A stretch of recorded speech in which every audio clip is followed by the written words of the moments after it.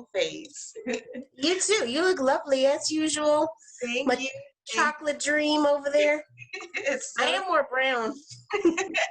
Okay, caramel connection. Okay. That's right. That's right. Okay, shalom, everybody. Shalom. Good morning. Good morning. Rise and shine. Thank you for joining Cocoa Fresh Health Talk and Tips, where we are always bringing you out of the box and latest health news pertaining to our people and our people only. Please visit cocofresh.com to get all of your wonderful vitamins, supplements, hair products, skin products. And I am so excited to announce June 8th, we will be hosting How to Make Organic Baby and Toddler Formula. Not formula, formula. Okay. Formula. Oh, I like that. Yes. So the link is in the chat. And that will be on a Wednesday morning at 7:30, July 8th. And we will show you the organic formula that I made for all of my children. I still give it to them. I can drink it when I need a boost. It's like a organic Ensure. Okay. It's an organic Ensure for children.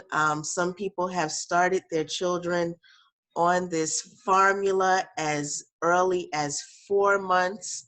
I would not recommend that because I recommend breastfeeding up until 1 year. But sometimes sisters have issues with breastfeeding.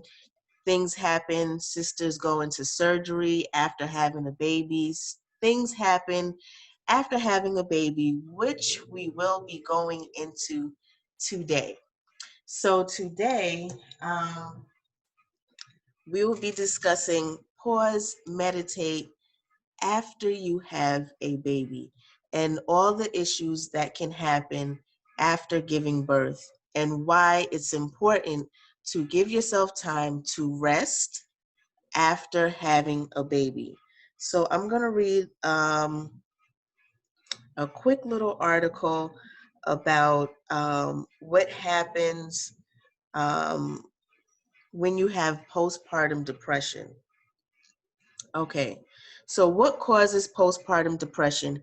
And of course, this is Esau's point of view about, or, Western point of view about what postpartum depression is and where it comes from and things like that. Some of it has its relevance, and some of them, we can fix. Some of them we can fix with the right postpartum care. So, postpartum depression is a mental and emotional health condition that affects women after childbirth. It has many different forms and symptoms and affects women in different ways. Therefore, it is difficult to attribute this condition to one unique cause. Instead, it is believed that postpartum depression can have multiple causes. Each woman who develops postpartum depression has her own set of risk factors that made her more susceptible to its development, to the depression's development. In some cases, it's unclear to why and how a woman developed postpartum depression. This can make it even more confusing and challenging for those suffering from this crippling condition. It is vital for women suffering from postpartum depression to understand that it is not the result of something she did or did not do. In other words, it is never the mother's fault that postpartum depression develops, which I can kind of argue because we went into neglect last week, and sometimes as mothers, we tend to neglect ourselves. Sometimes we do not set ourselves up for the next pregnancy, for the next birth, and for what comes after birth. So I went into last week about how the Western civilization neglects Black women, Israelite women in the medical field, in the birthing field, how we get neglected, and how we also will neglect ourselves. Okay, so physical causes of postpartum depression. It is most commonly believed that postpartum depression stems from the drastic hormonal changes that take place during and after childbirth. Decreased estrogen and progesterone levels place the body into a sudden hormonal shift. This is thought to trigger emotional um, repercussions. Now, imagine going through this big shift in your hormones, this huge shift in your hormones, and then getting pregnant again. Okay? So that's why we have to pause and meditate for a minute. However, many non depressed women experience the same drop in hormones and have the same estrogen levels as women who do have postpartum depression. Sleep deprivation may also play a large role in causing postpartum depression following childbirth. Women often do not get enough sleep due to their new responsibilities caring for their child. And then imagine getting pregnant again. Okay? A lack of sleep can greatly impact how a woman functions. And that is my biggest thing. If I don't get a good night's sleep, I am no good the next day. No good at all. Imagine a whole 6 months to a year without a good night's sleep and then getting pregnant again. Okay? So, a lack of sleep can greatly impact how a woman functions, feels, and handles situation. Without proper and consistent sleep, women may start to exhibit signs of postpartum depression. Examples, causes of postpartum depression.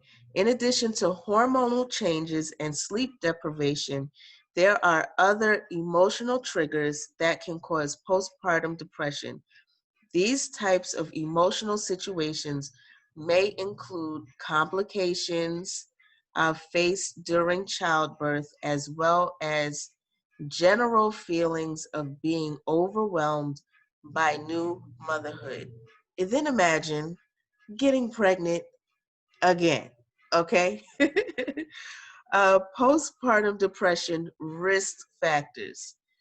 Because it is difficult to identify any one particular cause of postpartum depression, it is better to isolate certain factors that put women at greater risk of developing postpartum depression.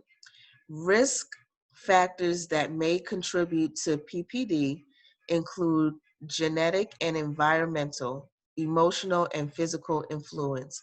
Other risk factors include a combination of emotional, physical, and psychological health issues. Okay, so genetic and medical history risk factors. Women with one or more family members who have suffered from PPD have a greater risk of developing it as well. Those who have struggled with mood disorders like depression or anxiety, or more significant mental illness like bipolar disorder, are 30% to 35% more likely to face PPD in their lifetime. Women who have experienced postpartum depression in previous childbirths are also much likely to experience it again. So this goes on and talks about the risk of having, I'm using this example um, just specifically for mental illness, you know, but there are other health factors that can happen after you have a child. So one thing that I wanted to speak about is the mental issues that happen after having children and having children. The sleep deprivation is a big thing. I could not imagine. Now, I did have my second child 5 years after my first child. I felt like I was ready. I was energized. I felt like myself again. And then I got pregnant with my second child 5 years later. And then 1 year later, I got pregnant again with my third child. I was not ready. My body was not ready. My mind was not ready. I hadn't had a good night's sleep, and my entire pregnancy was just hard. It was an extremely hard pregnancy, and it was an extremely hard delivery, and it was an extremely hard postpartum period. I did not pause and meditate and give myself time to recover like I should have. Now, I just want to, you know, preface all this and say some women can have children back to back to back to back to back and not have any issue, not have any issue at all. But or the issues may present itself later on in life. Okay. We are to be fruitful and we are to multiply. We are to, continue our lineage. But we would like to bring you just different ways to make sure the mother is at her optimal best during her childbearing years. Sister Nate, we have Sister Naem again, Naomi. Would you like to introduce yourself and your back? Tell us a little bit about your background and what you are venturing into now at this point in life. And please enlighten us on this subject matter. Shalom and good morning, sisters. My name is Sister Naem. I'm House of Soldier Tamir. I am currently a perinatal nurse, and I have been nursing since 2007. My beginnings were pediatric nursing, adult med surg, post-bariatric surgery, post-general surgery. The last year and a half, I've been doing perinatal care, which is in the inpatient setting, which is like whether you come in and you have a health issue as far as like an emergent issue, we'll triage you, whether you're in labor, postpartum. So we do the whole spectrum. And as of the COVID, we've been kind of doing the clinic thing. So coming in for not, especially the women that are multiparous. So multiparous just means you've had multiple pregnancies, especially the grand mole tips. So grand mole tips are greater than 4 children because the uterus is not as strong. So as of, what was that, last week I told you, I actually got accepted into the midwifery program and the women's women's health nurse practitioner program. So it's a dual program. And I'm just so very thankful because when I did pediatrics, I remember I took care of very, very sick babies. And so most of those babies were neonates, which means they're less than 28 days old. And a lot of them had heart issues or feeding issues. And so I dealt a lot with the postpartum mother, which means postpartum just means after you've given birth. And they always had a lot of questions, so it always interested me. And the Most High just really led me towards this field. And so now that I'm actually in it, a lot of things are just coming to the light. I've just dealt with so many sisters that have had their pregnancies so close together, not a year, because a year, even though you're speaking on the mental health part of it, and I see that a lot. One of the things I see, just you observe, a lot of women don't make pregnancy look fun because if their baby is still an infant and they're pregnant, they look depressed. They don't fix themselves up. It's just a physical sign of depression. And you can see it, especially if you're a healthcare provider. If you know what the symptoms of depression are, you're hearing them speak, and they're just sad. They're sick all the time because I don't know how much you want me to get into it, Sister Yoella. Do you want me to just start talking about it, or you just want me to introduce myself and Yes, I go would from like there? to go ahead. Okay, so just to kind of piggyback off of what she was talking about earlier, I'm just going to give a few dangers that are most pressing. The first issue that we see physically, so I'm going to talk about physicality, and I'm going to talk about the mental health aspect. So physically, whenever you get pregnant, the body, whether you have a vaginal delivery or you have a C-section, okay, that's going to make a huge difference.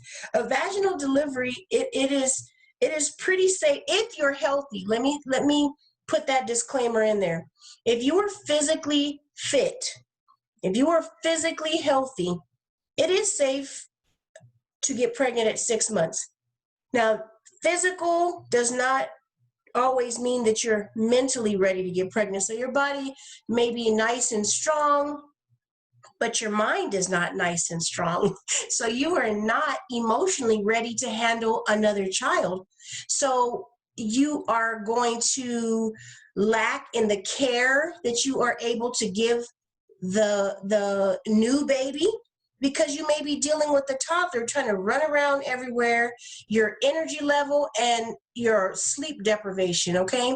Why are these things? Because even at 6 months when you get pregnant, your body, just remember, it takes, when is your first postpartum visit? At 6 weeks. That's like 42 days roughly. So at that point, your body hasn't even settled yet. Your body, the doctor may want to do some studies. You may still be bleeding because your hormone levels are trying to balance out. Your organs literally shift out of the way for this baby. So your organs are settling back down into where they're supposed to be. Your uterus is settling back down into its pelvic saddle. There's a lot of things happening. Your breasts are still learning to take on this new milk supply that they're having. Sometimes you may not be breastfeeding and you're still leaking. So that tells you your body is out of whack. It's not ready yet.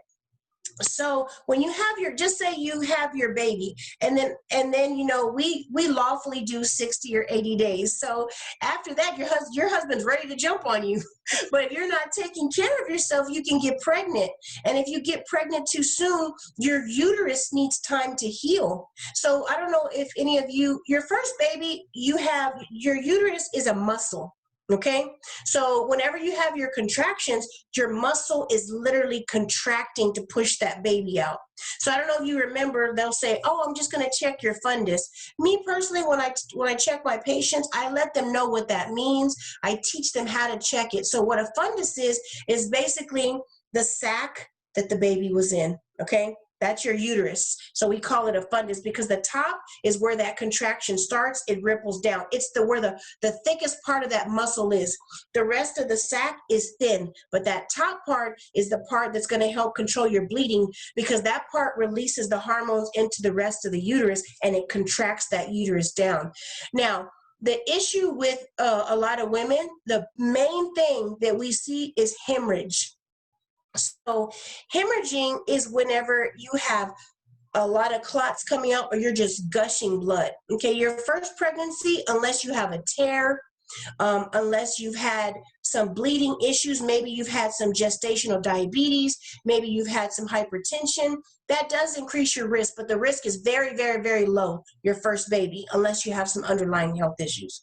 With every pregnancy, that risk goes up. So here's your second baby. So you may bleed just a little bit. You may be a little anemic. What does anemia mean? It means your hemoglobin. So you have in your blood, there's different parts of your blood.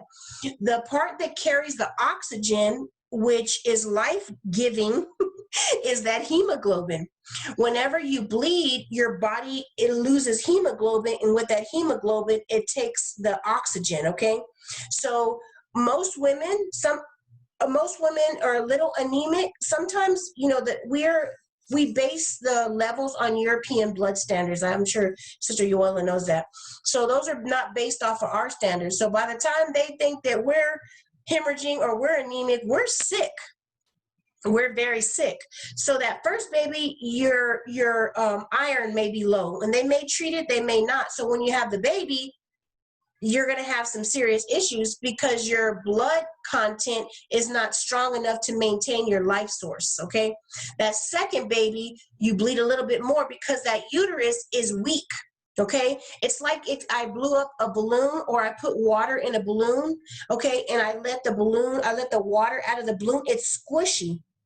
A squishy uterus allows for blood clots. A squishy uterus allows for blood to fill that cavity, okay? And even if though we're telling you we're massaging that fundus, remember, the top of that balloon, which is the fundus, is nice and firm. So we're like, well, why is she bleeding? Because that is nice. It's like nice and firm. But there's a loose water balloon here because you've had your baby so close together that that uterus can't truly contract, because it's like when a person is 600 pounds, right? So they blow up their body past capacity. Well, then they lose all this weight and they got all this saggy skin. That's exactly what a uterus does. So a uterus is like you blew it up. You had a baby, you get pregnant again, you blow it up again, that muscle gets a little looser again, you have the baby, you blow it up again, you have a baby, you blow it up again, where you should let that uterus, because what happens when you have your baby separate? You get you might get your get snatched again, you're going to the gym, you're getting all fit, everything's firm. Well, guess what? Your uterus does the same thing. It's a muscle. So your uterus is getting nice and firm and it's getting ready to have another baby, and that's okay for you to have a baby. If you've had a vaginal delivery, okay? If you've had a vaginal delivery and you have had multiple children, it's good to allow your body at least 12 months for that to get back into shape. And during that time, you really should be treating your inner body. I think Sister Yola, hopefully she'll talk about some of the postpartum care and some of the things you can do to fix the inside, because that's not where I'm well versed. So, but it's like 6 to 12 months is a good time to have a second pregnancy if you're physically ready. Once again, we're going to talk about the mental health part, but if you're physically ready, because another thing is your nutrient level. Remember, you're making a whole nother baby sometimes too. When you get pregnant too close together, your body tends to throw out 2 eggs. So you ovulate 2 eggs. And multi-parous women have a lot of multi-parous women, which means multi-parity means they have more than 4 children, more than 3 children. They tend to put out 2 eggs, so a lot of times they get fertilized. And now you have 2 babies trying to grow within this uterus. They have 2 sacs, but it's still 2 babies in a uterus, okay? So your nutrient level is off. Your calcium could be low, which affects your bones. Your iron levels could be low. Once again, iron, it's exactly what it's a heavy metal in the blood, but it binds blood together. It's like a magnet. So if your iron levels are low, you can't bind blood together, and once again, your oxygen levels are going to be thrown off. So what does that mean? You could have heart issues. Also, your potassium tends to be low. Potassium, your heart functions on a sodium-potassium pump. So if you don't have enough potassium inside your heart, you may have dysrhythmias. A lot of women are tachycardic, which means they have a very high heart rate above 100. Some of the women have some palpitations, so they always feel like they're having chest pain because the heart really literally is not pumping. And you have a lub-dub. The heart rings, lub-dub. When you have potassium or calcium issues, it's like you're like kind of having, you might have some So during the postpartum period, these things can be fixed.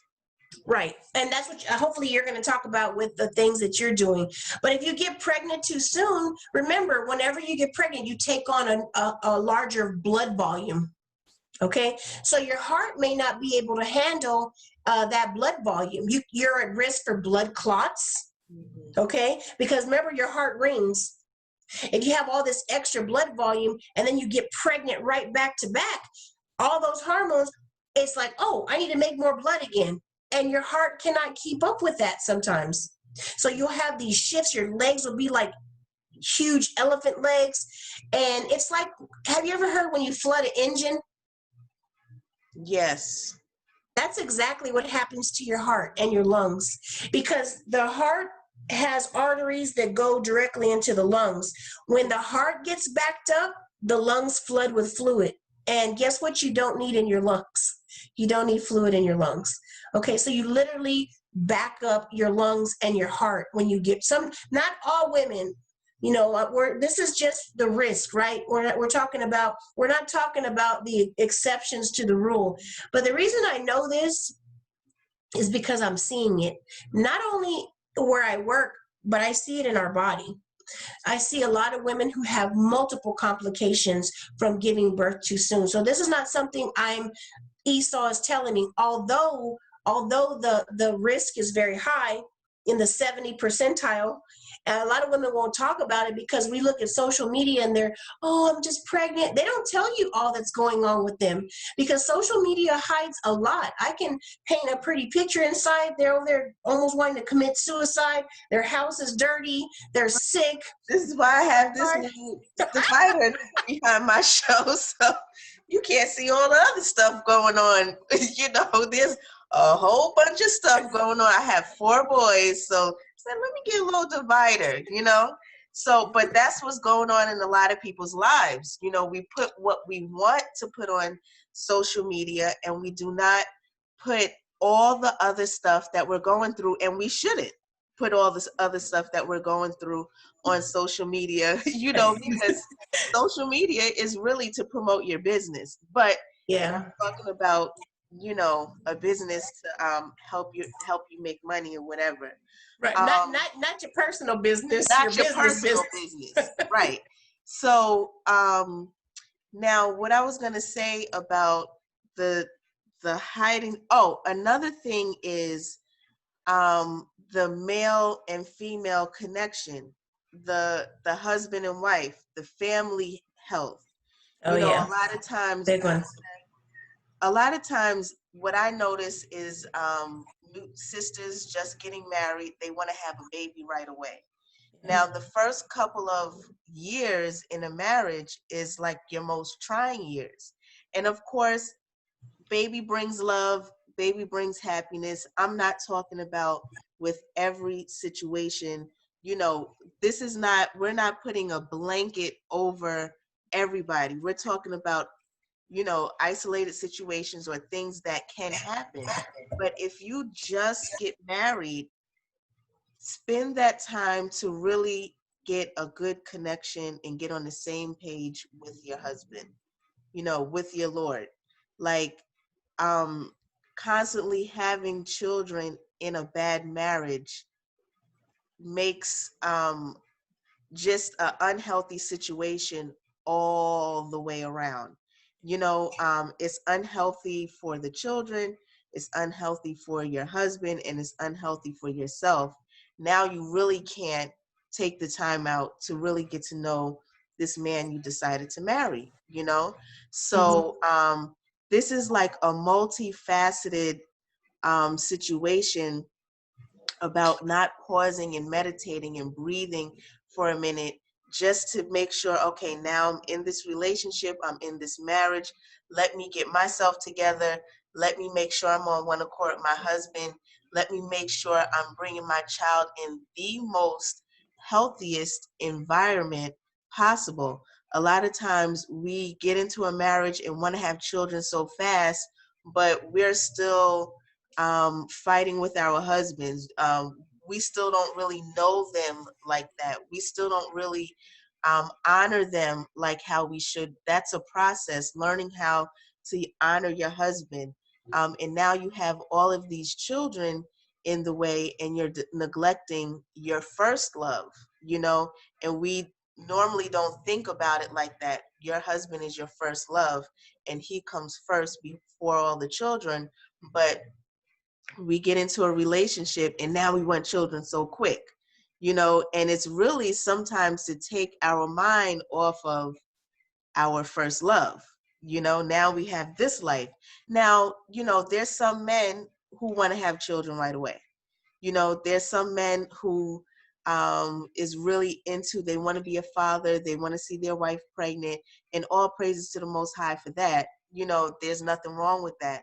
But you have to consider the health factors that go into having a family.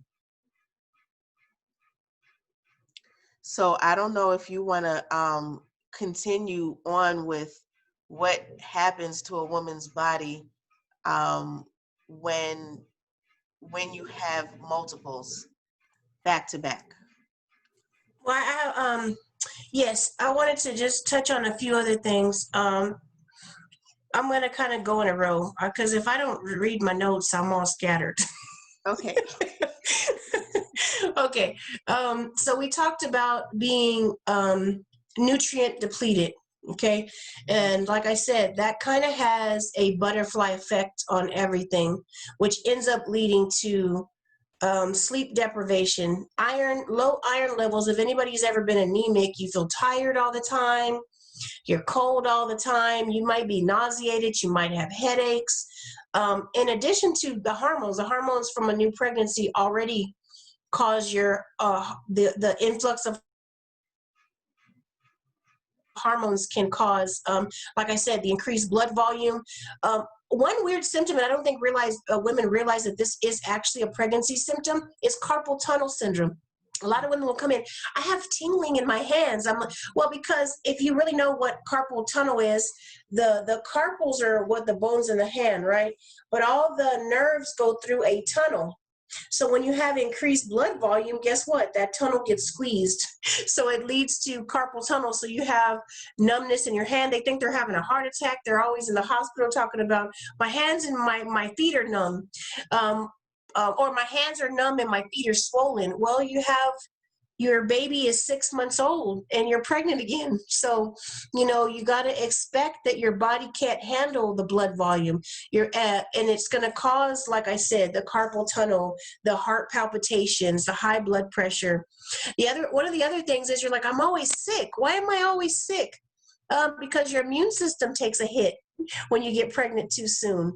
You literally, I don't know if anybody knows, maybe this is a Southern thing, but like your mom would say, you're not going outside. You can't go outside. Your body's not ready. The cold air is going to make you sick. What she didn't realize is that it wasn't the cold air. It was all the germs and the bacteria, because your physical system actually is not ready to fight off everything. We're a lot of times we're breastfeeding, so you're literally passing your immunities to your baby. Where do you think those immunities come from? From you. And if you did not take the time out to build up your own immune system after you had the first child, you're going to be having the second child. You might have a harder time. So that's definitely true. One beauty in this truth, I will say, that I have seen, even just being in the healthcare field before I came into the truth, is that I think generally our women take care of themselves. They eat better because we push it, especially now, the bishop, he's been really pushing us to be healthier. But I think that I would say more times than I hear, a lot of women really try and take care of themselves. They really try and eat healthy. They really are trying to do what they're supposed to do to keep their bodies healthy. But whenever you get pregnant, your body almost is not in your hands anymore, because you've experienced a birth. And I'm not talking about women that, like I said, I'm not talking about the women that are very physically healthy, who've had a I'm not having even discussed C-section yet. The women who've had a vaginal delivery and are physically fit, and their bodies, you're just like, dang, did you even have a baby? Because they take, like you said, they prepared their body for this baby. So after they have a baby, their bodies really do get back into shape really quick, inside and outside. I would say, like Shoshana, she's an amazing example of, like, she's snatched now because look at what she eats. And also she exercised before, during, and after. So that muscle is helping to actually put pressure on that uterus and keep that uterus from bleeding. When you have a big gut, and your muscle tone is gone, that's why your mom would tell you, put a girdle around you, wear a waist cincher. The waist cincher, they didn't realize, is not to really get your waist snatched. It was to put pressure on that uterus so you wouldn't bleed. They never told us all this, but that's why I do it. If I know that I have a grand mal tip, which means she's had like 6 pregnancies, 7 pregnancies, we have binders. I will put a binder on her to keep her uterus nice and pressed down, because the risk is bleeding. She could bleed to death. We just recently had one mom, the unit was busy and the nurse wasn't able to. This is just in a matter of 2 hours, okay? In a matter of 2 hours, she bled so much she needed 4 units of blood. In 2 hours, the nurse wasn't able to check on her and to massage her uterus. Guess what? When she went in, her uterus was firm. She was gushing blood. So it was a major risk. She almost died. She literally almost died. So, you really got to take care of yourself. Okay, so let me get back. I told you I got to do my notes, so I'll be all over the place. Okay, Well, so. I wanted to point out a lot of young women, and I'm not talking about the average healthy woman, but a lot of young women think they are invincible. Yeah. So, and that kind of goes into being the strong Black woman. So a lot of women don't realize we still have this whole big life ahead of us that we have to prepare for, and a lot of us are not thinking about the future. A lot of us are not thinking something could happen later on, Mhm. what can I do now to prevent certain things? Now, of course, we know that there are some things that are just not preventable. Whatever the Most High has us, whatever our trial is, to go through, is going to happen regardless.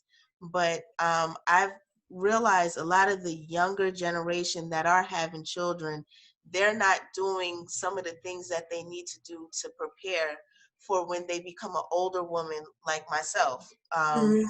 In my 40s, I had my children later on in life.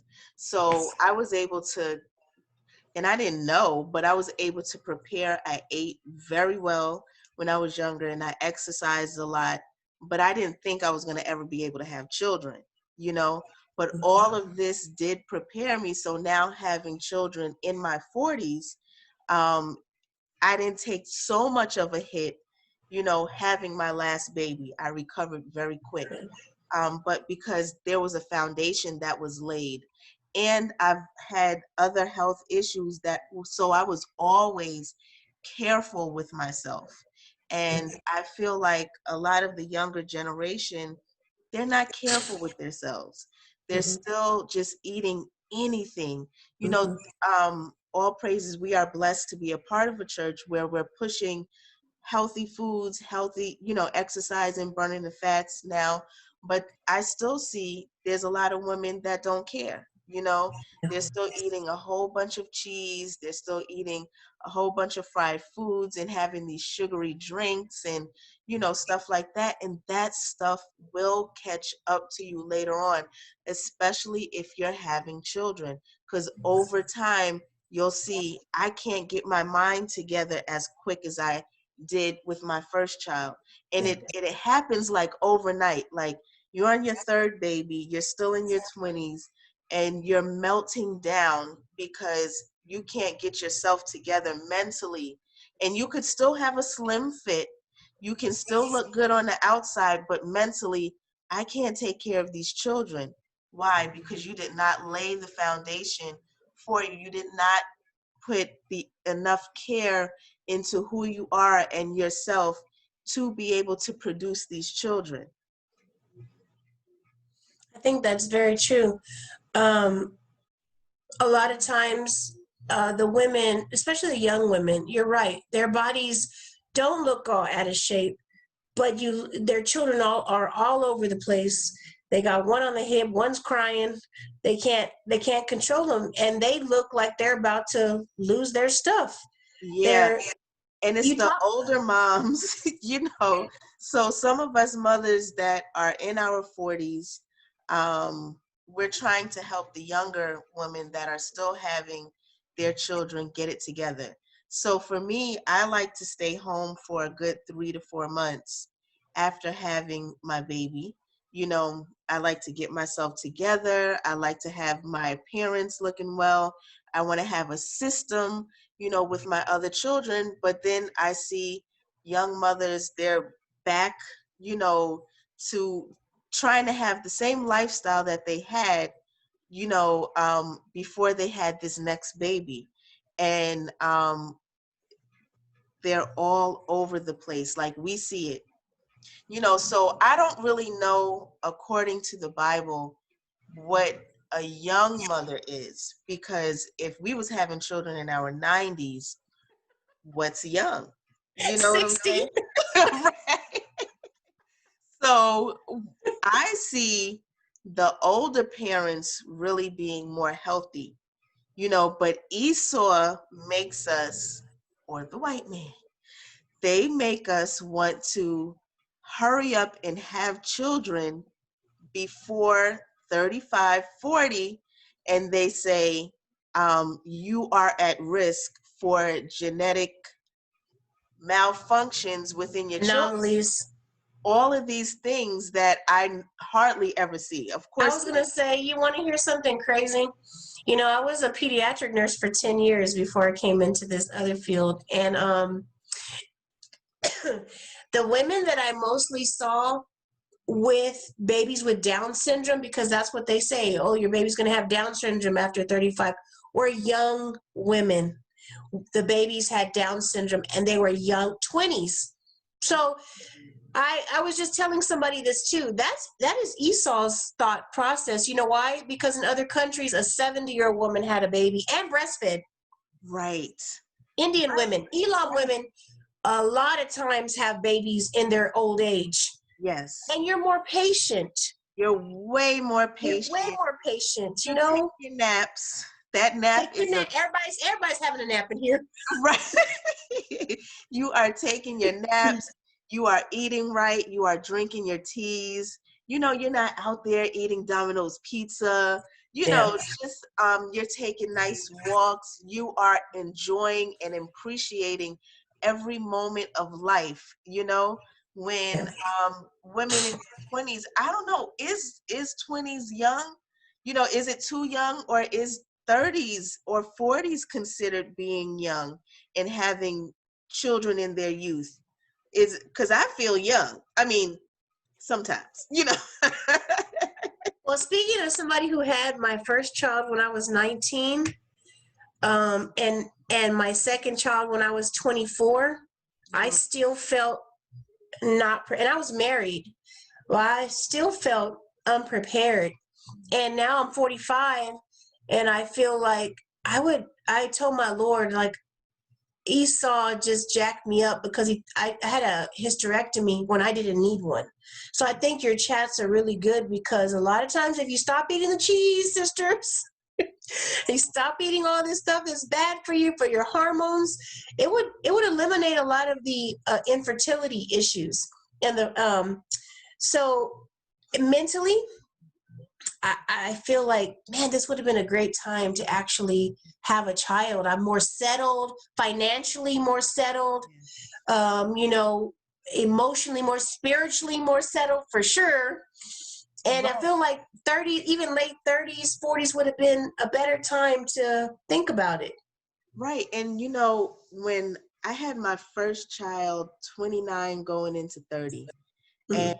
and when I was 25, I remember still just not having it totally together. Not, you know, not that you have to be totally together to have a baby, but I just remember not being settled, you know, anywhere, not settled in a home, not settled financially.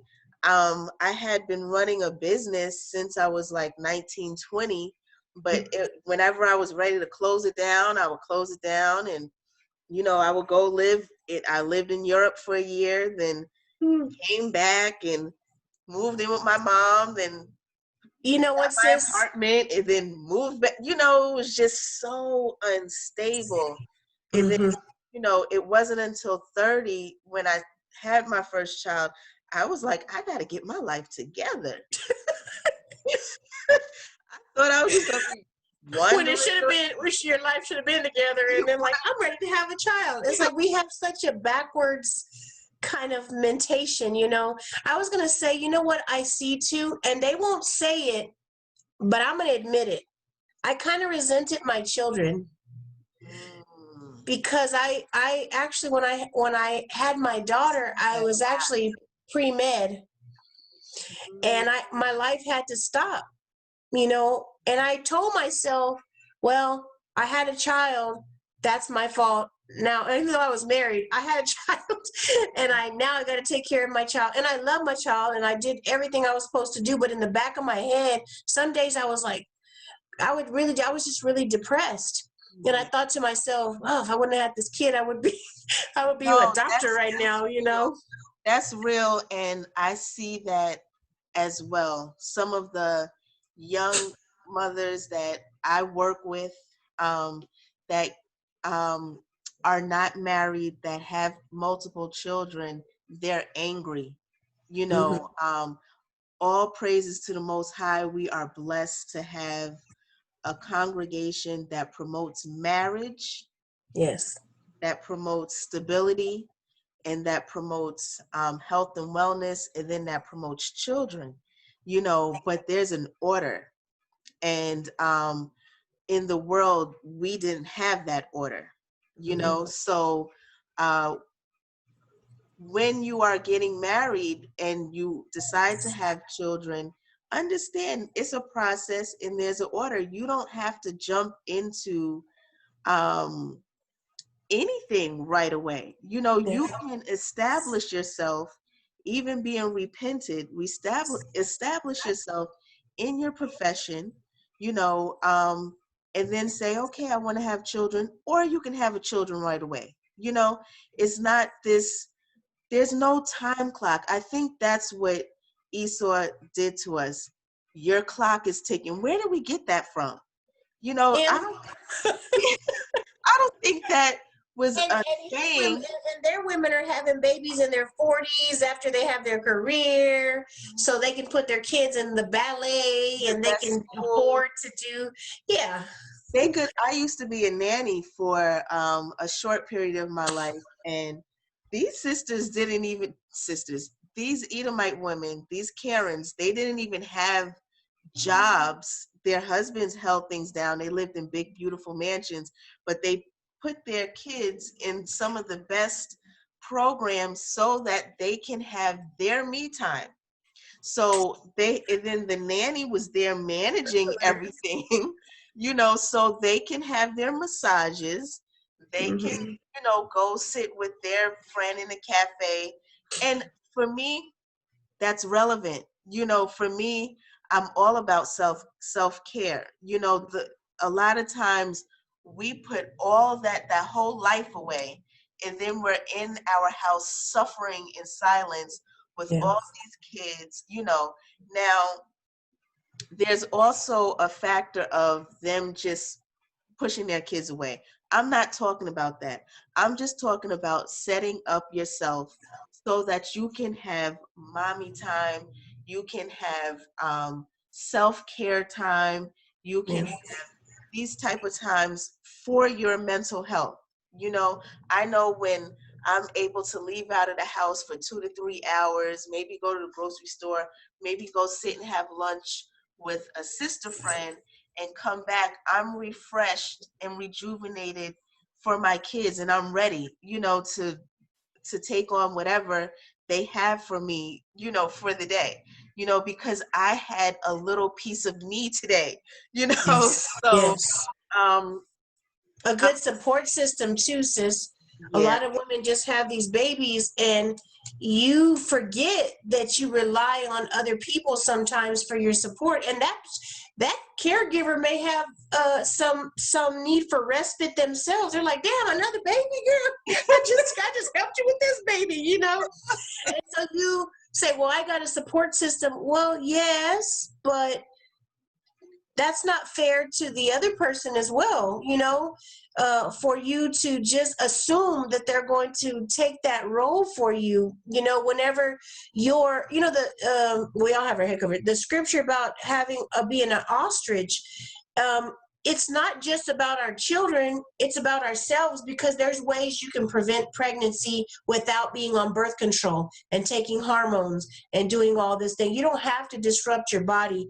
You just have to be in tune with your body to say, my Lord, this is the week we can get pregnant. So you're going to have to put a condom on, or I'm going to have to wear a female condom, something, because this is the week we can get pregnant. Right. You know? And I definitely want you to go into that, because I get that question all the time. How do I not get pregnant? Now, it's because there's a lot of sisters that's like, how do I get pregnant? And then there's a lot of sisters that's, how do I dodge it? Like, how do I not get pregnant? And that's something that I would like for you to go into before I get into the nutrients that you would need to build your body up after you have a baby. Okay. Can I finish off Yes, the ma'am. dangers of having back-to-back pregnancies real quick? Because Yes. we talked on nutrients. We talked a lot about the nutrients. Nutrients lead to sleep deprivation, lead to fatigue. One of the things we talked about also was placental issues. Your placenta, when you get pregnant, can't root effectively into your uterus.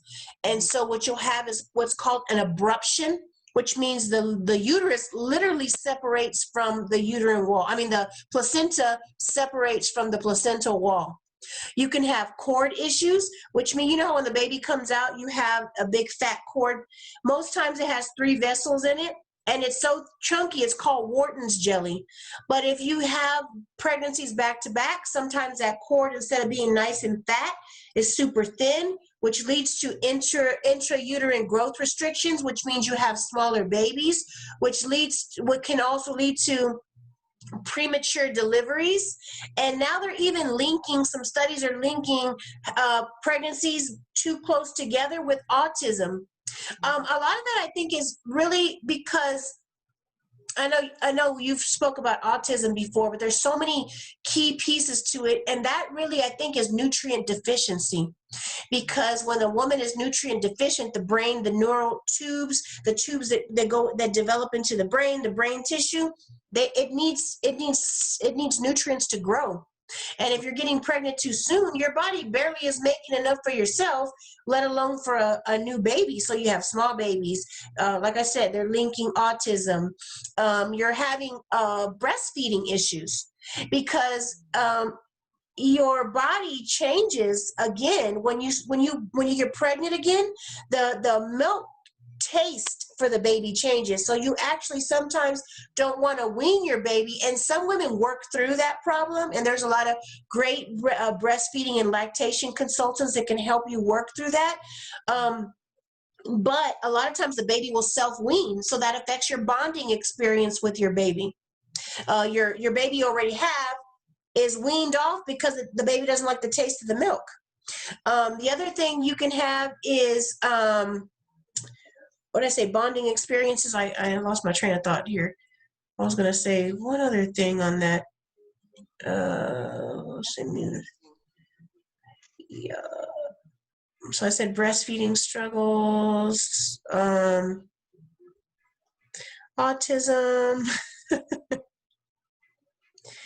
Oh, and then the other thing is you're not, your hormones are all out of the place. So that interrupts the bonding experience with your husband, because some women bleed when they're pregnant because their body is still trying to acclimate to this baby they just had.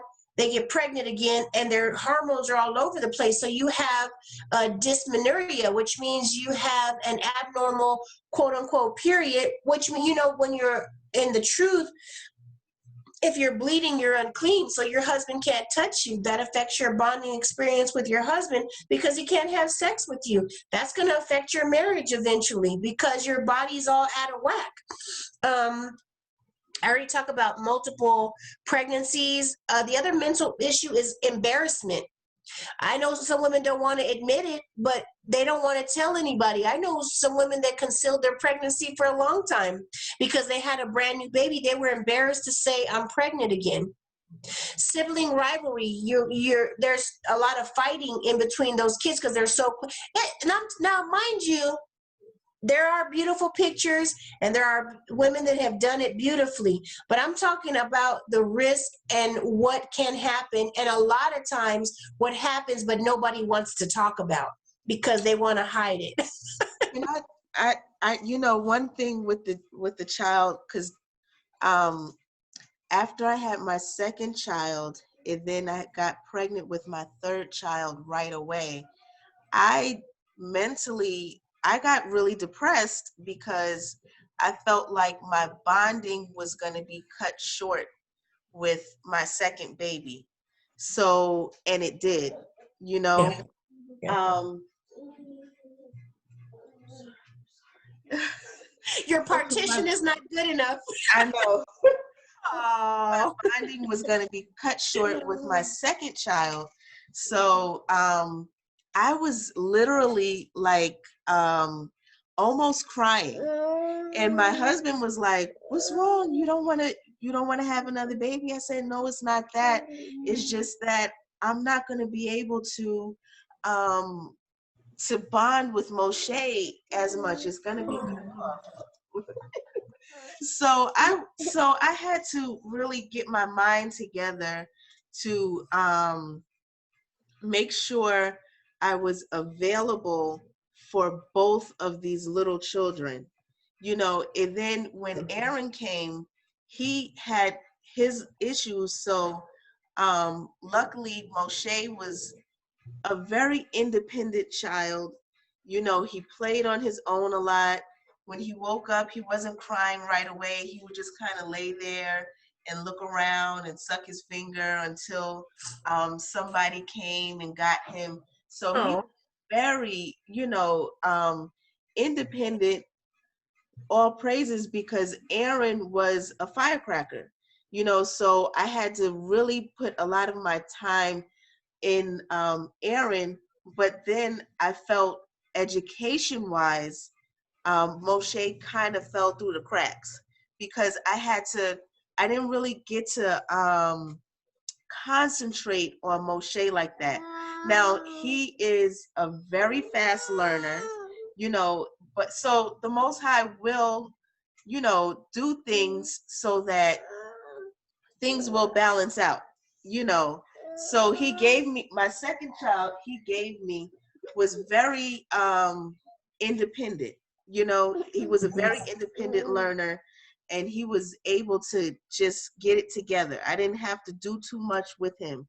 So but if it had been switched around, or if it had been Yeah. the youngest child, I would not have been able to really focus on at all, because this one was like a quote unquote problem child, Yeah. not really a problem. Oh Lord. Yeah.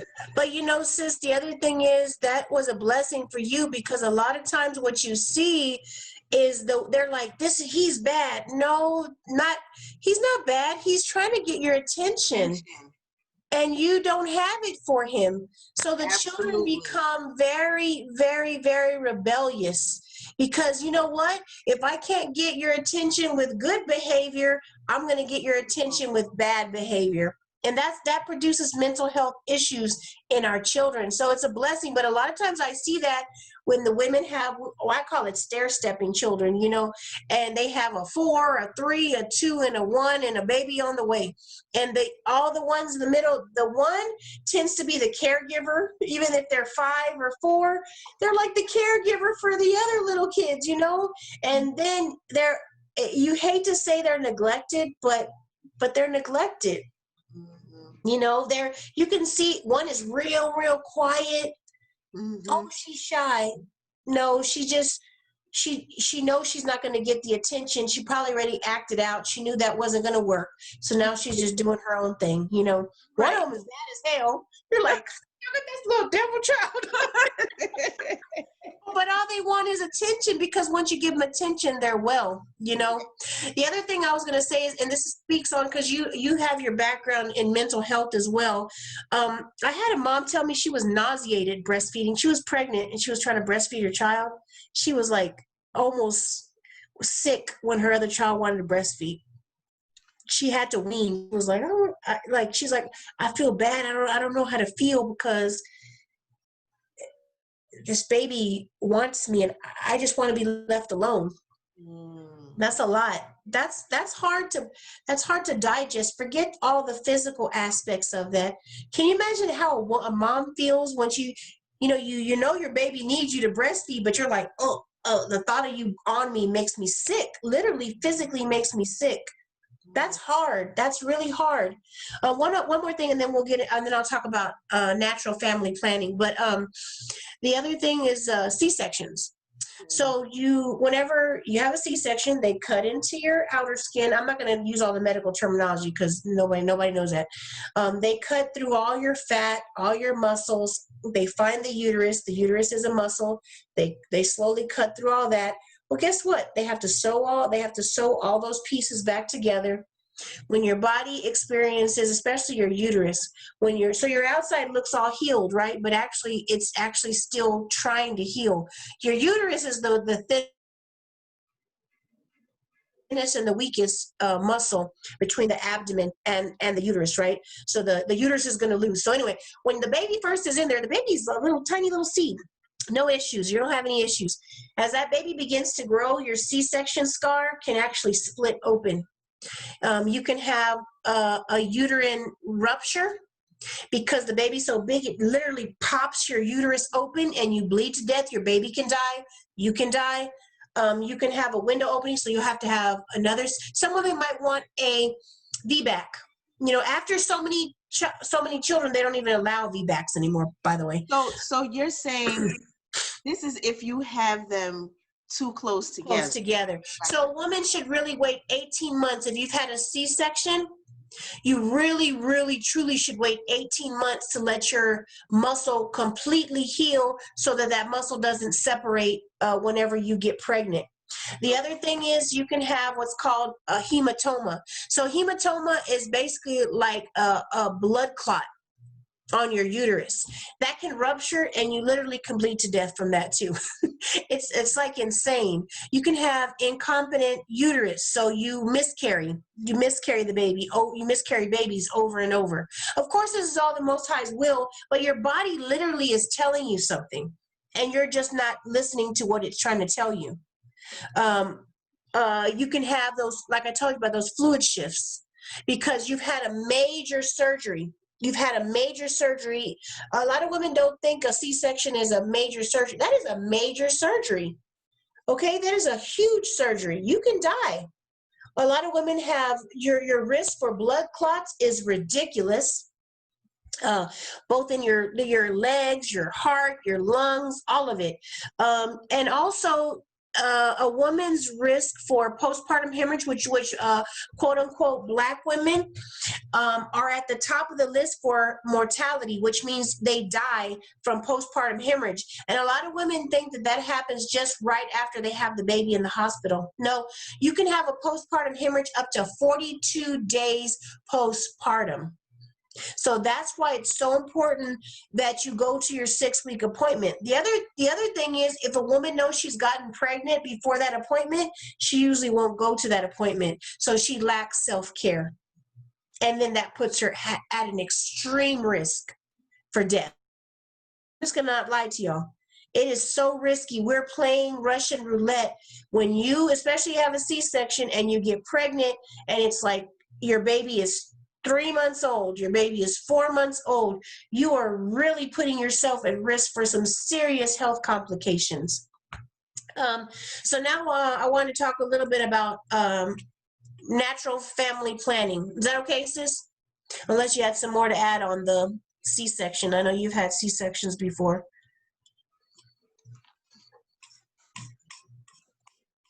Okay, I'll just start talking about. Yeah. For some reason, it says now that I can't put my video back on. I think Lord have mercy. you have to promote it now to host if you can. Hmm?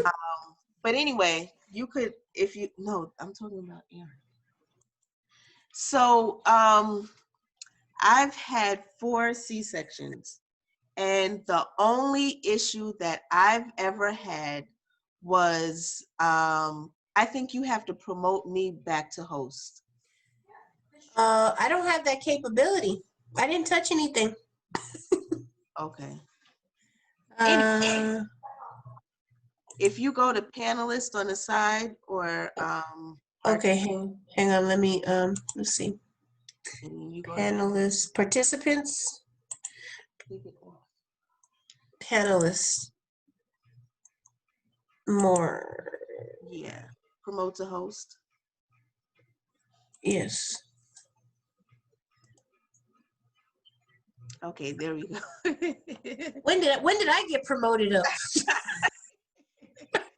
Okay, so I had 4 C-sections. Now, I have to say they were all pretty well. My first one, I don't know, something about the first having the first delivery, whether it's natural or cesarean. For some people, it's like the most dramatic. So I'll just put that on, just that being the first one. Mm-hmm. The second one was beautiful. I had no issues. The third one, I didn't wait the 18 months. So it was very dramatic. That was the only dramatic pregnancy, because all of my pregnancies are usually very beautiful and no issues at all and stuff like that. It's not until the delivery, because I have to have the C-section, but that C-section went horrible. And I also think it was because that was the only Edomite male doctor I've ever had delivering my baby. So I could tell he did not care for me at all. And it was just a hard delivery. And so then I waited the 2 years. And then I got pregnant and then had my 4th child, and that went wonderful. But I waited the 18 months to the 2 years. So what I can say about having the C-sections back to back is, or not back to back, but just having multiple C-sections, it's so much harder for my stomach to go back to, a flat form again. There's way more work that I have to do, because a lot of it is not fat, a lot of it is scar tissue. So there's things that you can do to get rid of the scar tissue, which I'm doing as well. I'm not big on the waist cinchers because I don't know, I feel like I'm suffocating with it on. So that's another factor, but I'm at the point in life where, yes, sometimes it's like, oh, my tummy, but then I'm okay. Like my husband is okay. He still thinks I'm even more beautiful than I was when he first got with me. So I'm not like tearing myself down because of my figure. I know I'm healthy, and when my GYN, my OBGYN, when she delivered my 4th child, she said, you have very beautiful insides. She said, you can have one more baby, because that would be the 5th C-section. She just looked at my husband. She said, you make sure she waits 2 years, okay? And then y'all could go ahead. But I cared for myself, throughout these years, juicing, exercising some, making sure I take my supplements, making sure I get a good night's sleep. I'm not bogged down with a lot of self-image issues. I really actually love myself, which we're going to talk about in another class. Just loving yourself. A lot of sisters just don't love themselves, no matter how good they look, no matter, if they do have weight issues or skin issues, hair issues. You have to love yourself through the process, because I noticed when I look at pictures back when I was 30 or 20, I was like, oh, you was cute, but why didn't I think that then? So I spent all this time with self-image issues then, and I'm like, you was cute back then. Who was you listening to, to make you feel like you wasn't? So now that I'm 42, I don't care what anybody else think about me. I love me. I love the way that I look. I love, but I'm caring for myself. And that's one thing that I made sure me and my husband was on the same page with. When we went through our proving process, I told him I like to travel. I do not want those rights taken from me. I told him I love self-care. I said, I'm all about massages and acupuncture. And if I have to work for myself to do it, I'm not going to expect you to give me a handout to do these things for myself. But I need to be able to do these things. And if you are against these things, or if you don't like it or whatever, then we may not be a good match. And he's like, no, what are you talking about? I'm all about self-care too, So my husband is all into massages and stuff. When we go on the cruise, he's like, do you want one massage, or do you want multiple massages on the cruise? If you get multiple, you might have to pay for it yourself, but I'll pay for one. So we are into self-care, and that's something that we lack. And then that's also something that women rob themselves of by not proving their husbands. So now, their relationship is just not, some of the things like just hanging out with a sister is an issue, or just going to get whatever is an issue. Doing something for yourself is an issue because you did not take the time out to go and see what type of man you are dealing with. So all praises to the Most High. I have been able to lay a foundation for my health. So sisters that are in their 20s, lay that foundation. Look at the beautiful examples that we have in the body, like Mother Shamara, like Mama Parya. They look beautiful. They're awesome. They have multiple children, and they are into being healthy. So that is key. That is very key for right now. Wherever you are in life, right now, you can start. So that's what I want to say about C-sections. Self-care, ladies. Self-care. Get that good night's sleep. I knew I could not get pregnant again until I had months and months of a good night's sleep. I did not want to get pregnant again until I achieved that goal. And the first couple of months after I have a baby, I usually don't get sleep. I'm up making sure the baby's breathing. I'm looking, and that's just me. I lay them on my chest for like the first 3 months. You sleeping right on my chest so I can hear everything, and I don't get too much sleep, so, but by month 4, 5, and 6, that's when I'm like, okay, I have to make sure I'm laying down and I'm getting some sleep. I want to be able to doze off, get a good nap or whatever. That's extremely important. And there's so much more stuff that we can go into of what's important during the postpartum period, but we'll get into that later. I see on the panelist, it says, if you have placenta accreta, do you think you should deliver early via C-section, example, 34 weeks or 36 weeks? Okay, so what I would say, so for the sisters who don't know what placenta accreta is, it's when the placenta grows into the uterus, okay? So that's something you have to talk to with your doctor, because there's different levels of accreta. And some physicians will automatically tell you that you have to get a C-section. It depends on how many pregnancies you've had, because if you are a grand multip, which means you've had 6 or more pregnancies, or even if you're a multip, which means you've had 2 or more pregnancies, your risk for bleeding increases.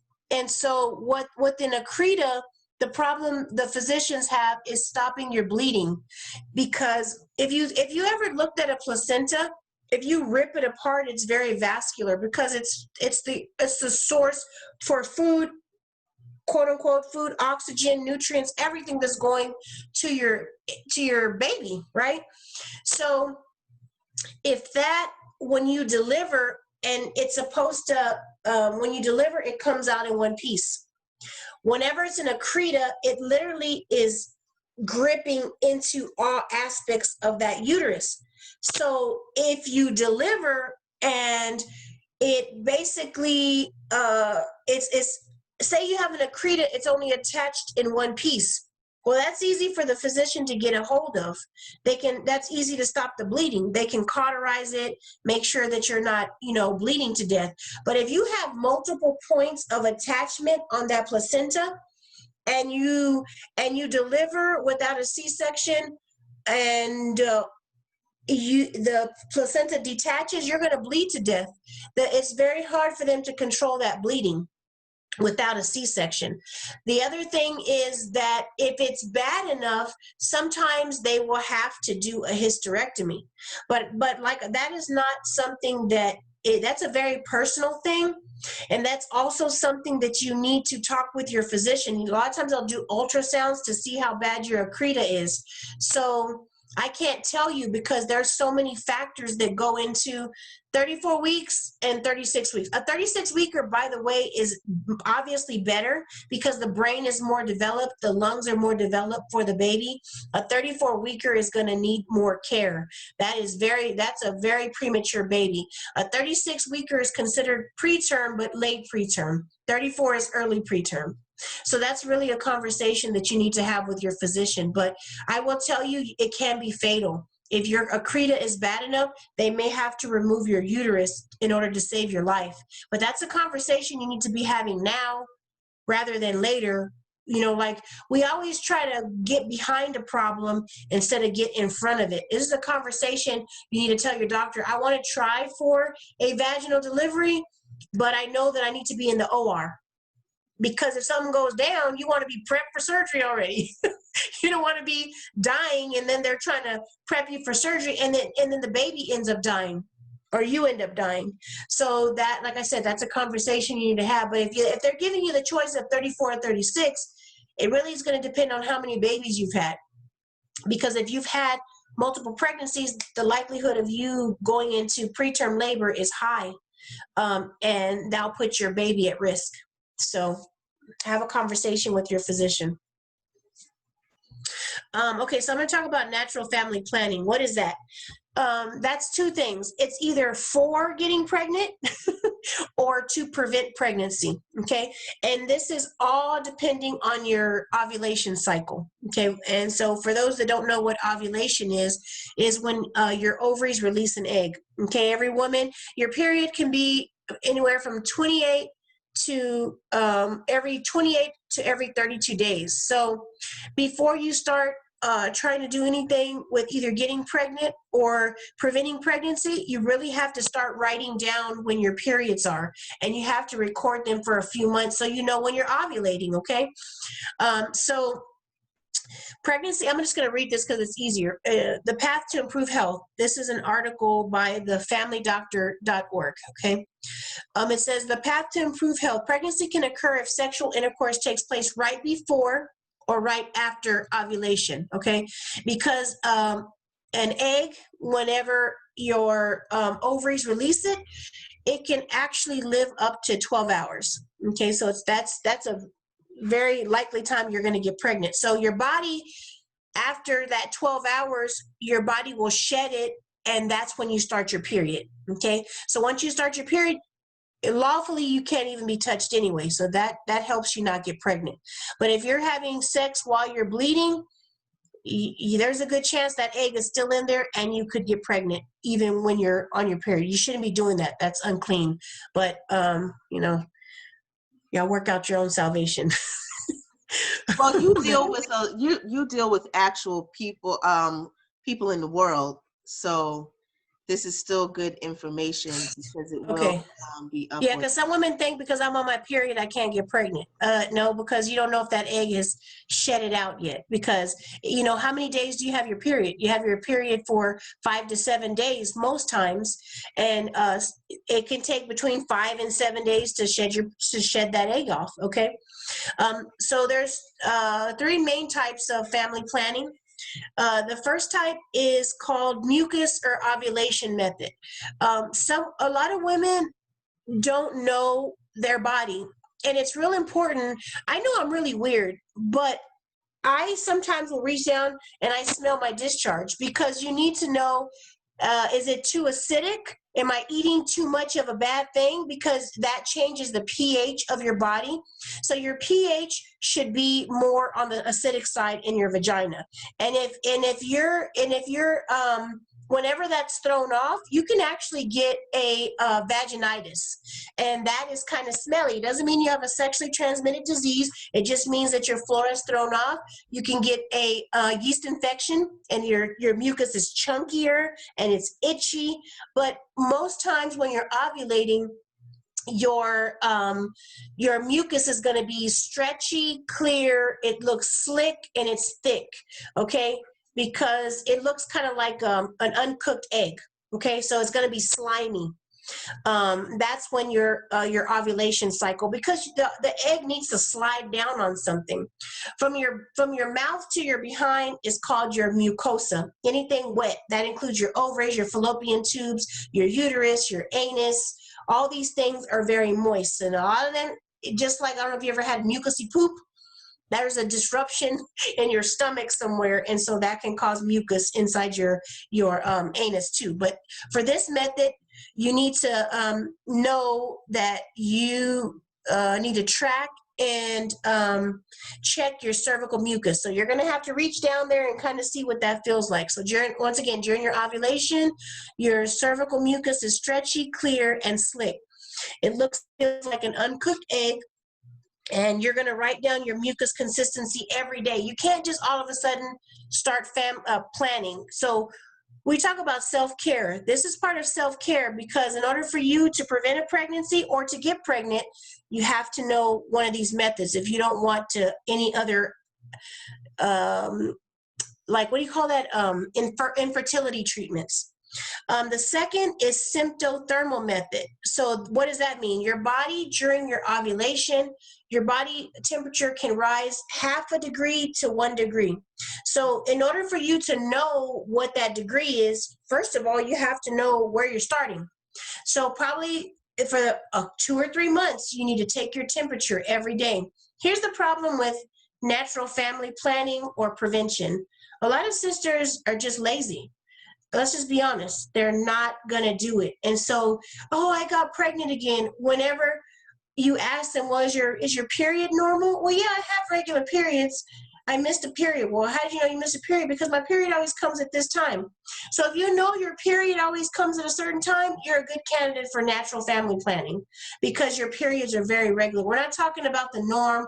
We're not the abnormal, where women have periods 2 or 3 times a month because they have some hormonal issues. And I hope Sister Yoella speaks to that a little bit about getting your hormones in check, because that's the first thing you have to do in order to practice natural family planning, okay? So a woman takes her temperature, which is called a basal body temperature. It's kind of a core temperature, using a special thermometer. You can't just go pick one up at Walgreens. It has to be a basal body temperature thermometer. This is specifically for fertility checking. Also, it's specifically for when you know you're ovulating, so you can tell your husband, hey, we have to take other measures so we can prevent a pregnancy, okay? So like I said, your body is normally between 97 and 98.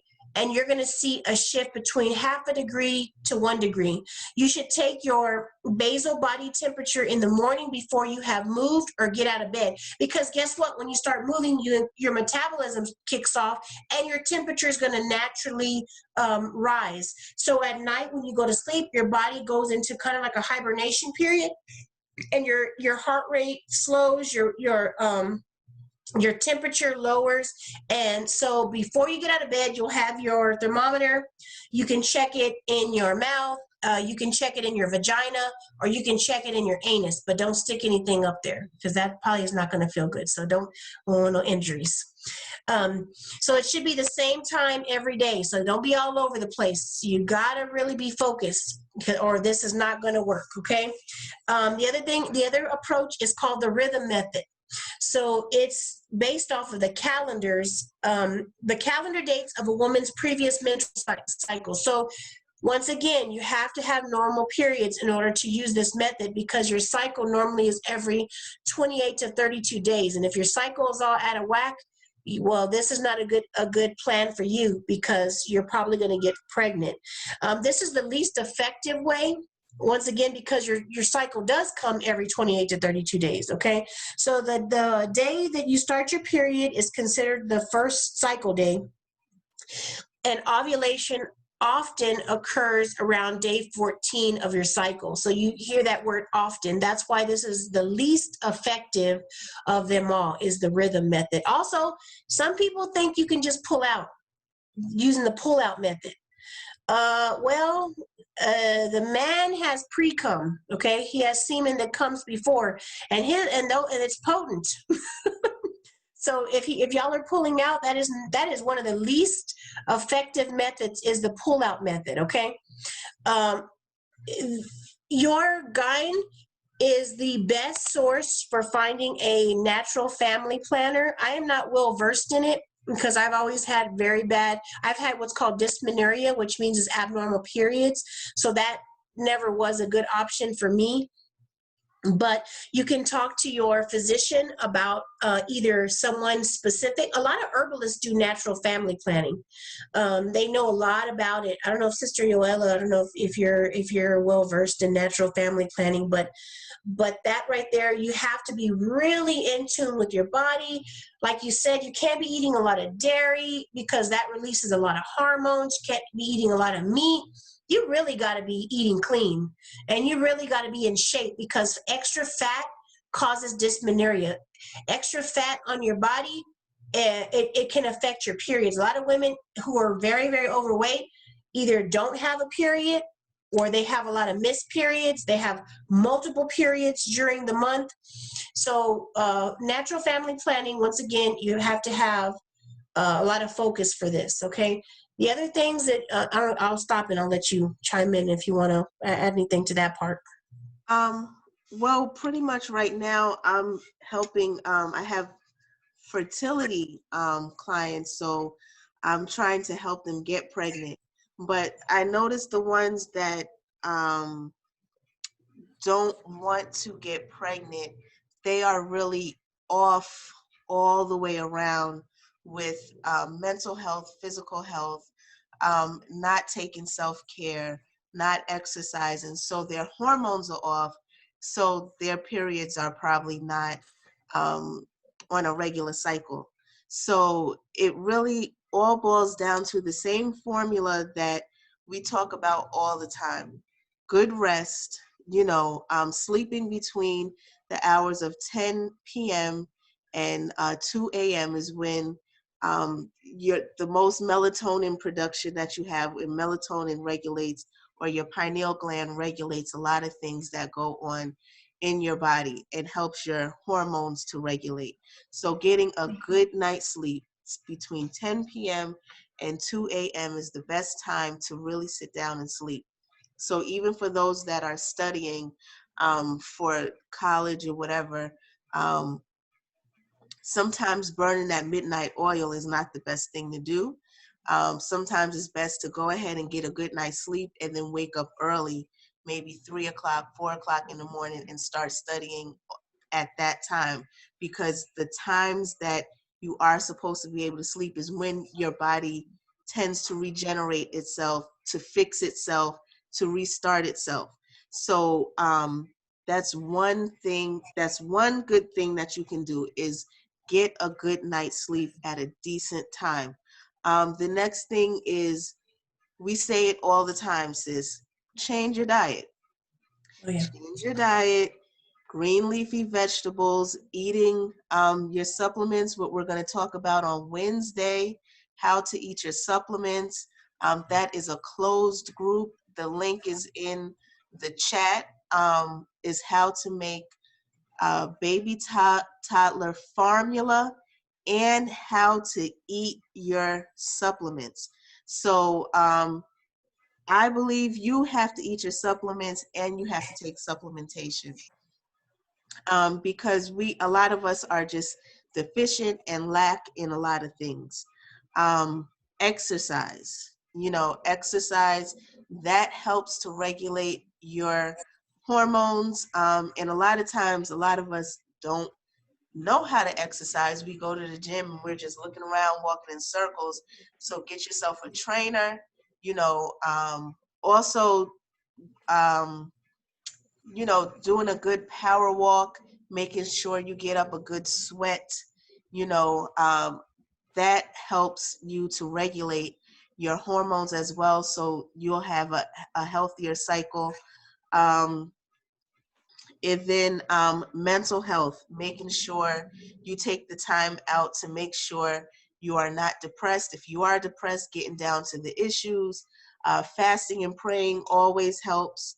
Do not discount that with mental health. Making sure you and your husband is on one accord, because if you and your husband's not on one accord, that is going to trickle down into your mental health, and that will also drive you insane, and your cycle will be off, So family planning is really just getting into your self-care and getting your body aligned with the natural things that we're supposed to be doing for ourselves. So it's natural. Family planning is about self-care. Everybody in the family should be making sure they're doing things to make sure their health, their mental health, physical health, spiritual health, the whole holistic thing is intact.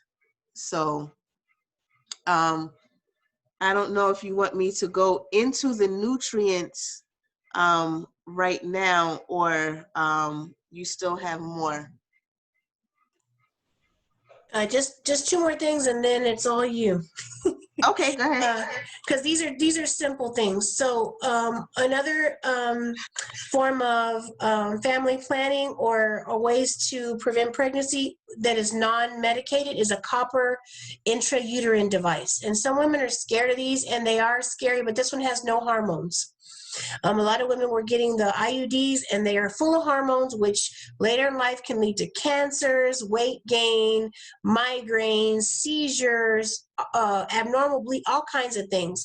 The copper IUD is, how it works is it's a little teat. It's about so big. You go into the uterus looks like a longhorn steer.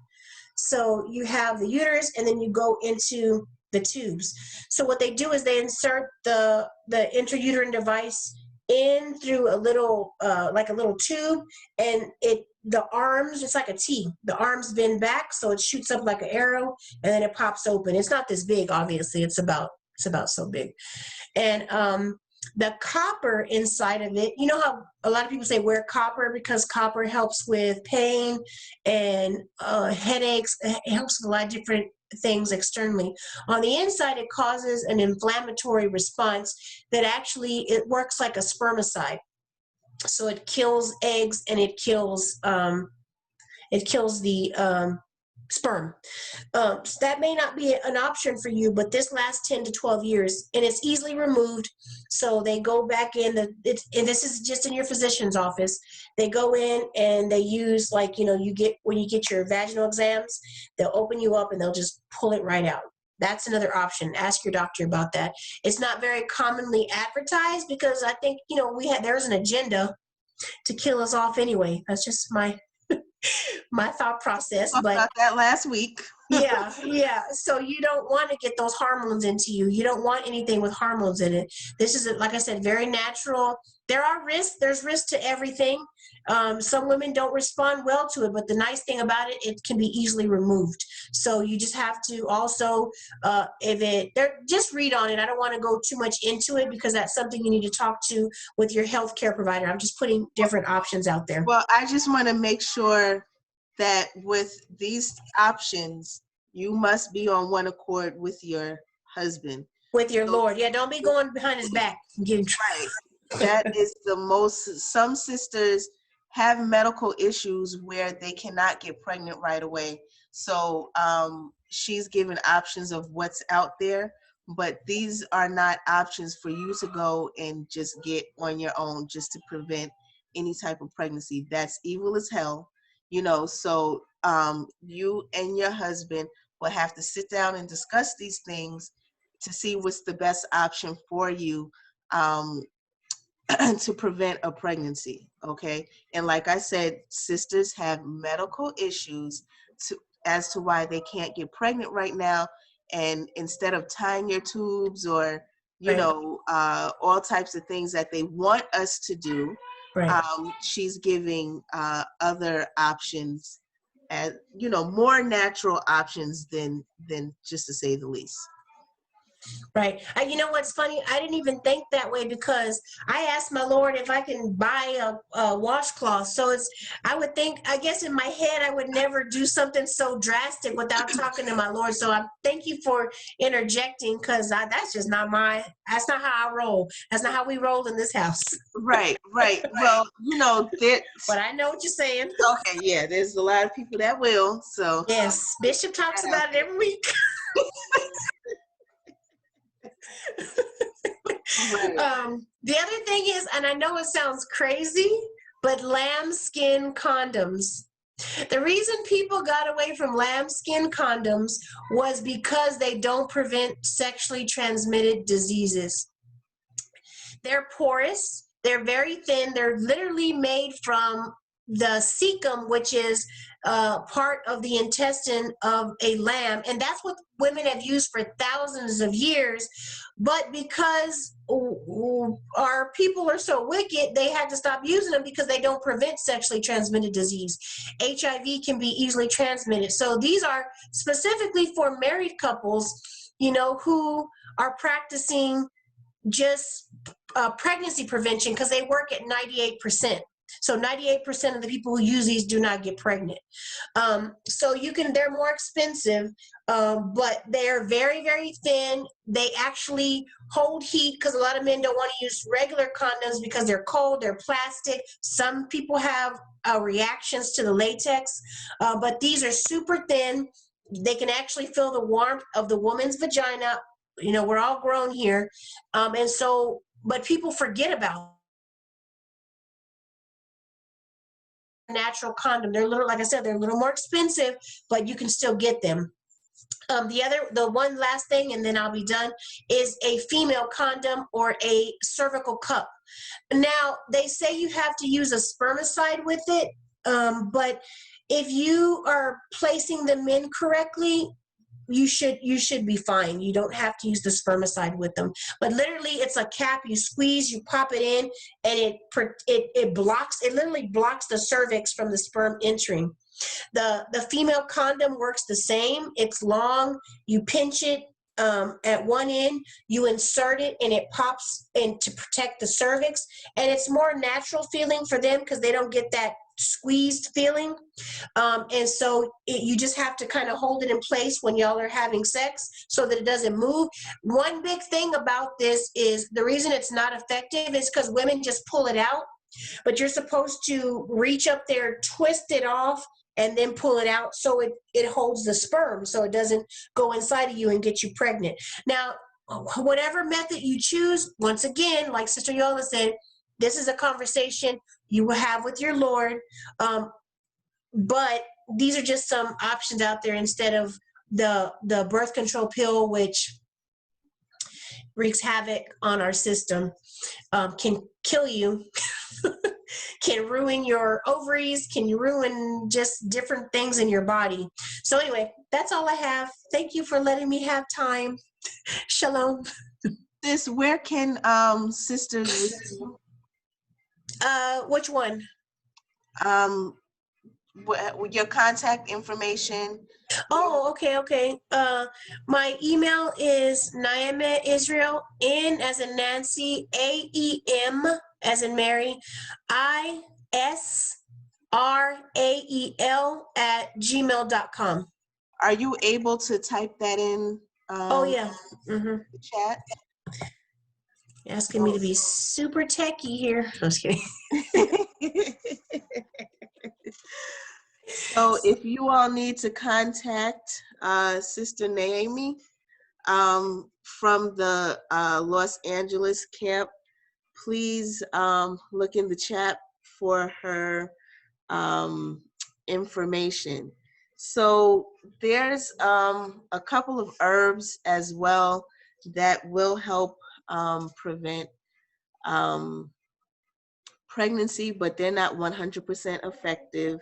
And also, I don't like throwing out just any herbs, you know, because they can have adverse effects on other things that you have going on, whether you're taking medication and things like that. So I want to thank you all for coming. That's pretty much the end of our show. So this was to highlight why it is best to wait 18 months, you said 18 months to 2 years between children. This is not a show to tell you to not have children, but just to inform you of the things that can happen when you have children back to back. And also, if you have children back to back, it's a beautiful thing if nothing happened at all, you know.